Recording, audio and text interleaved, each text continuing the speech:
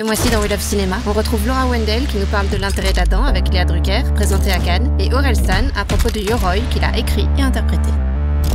We Love Cinéma. J'ai voulu, à travers ce film, faire un portrait d'une infirmière qui essaie de se battre pour faire le mieux possible son boulot et qui est confrontée aux difficultés d'une autre mère. Et elle va essayer de tout faire pour aider cette femme qui est en difficulté avec sa maternité. Tout s'est bien passé ? Lucie, elle est infirmière en pédiatrie et on la suit dans tout son cheminement et son dilemme moral par rapport à un enfant qui est Adam. T'as pas mangé, Adam? Ils sont tout propres, tes couverts. Adam représente l'humain et il est constamment pris entre les injonctions de tout le personnel soignant.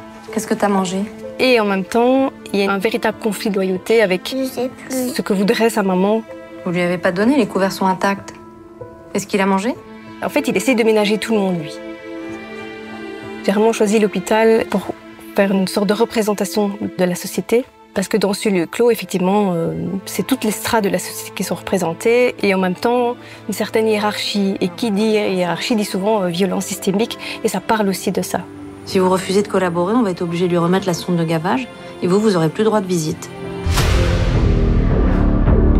Salut la Belgique, c'est Aurel San. Je suis super heureux d'avoir finalisé le film Yoroi et je suis très pressé que vous le découvriez en Belgique le 29 octobre au cinéma. Yoroi, ça veut dire armure en japonais. C'est l'histoire d'un chanteur qui part habiter au Japon avec sa femme et qui trouve une armure qui attire des monstres.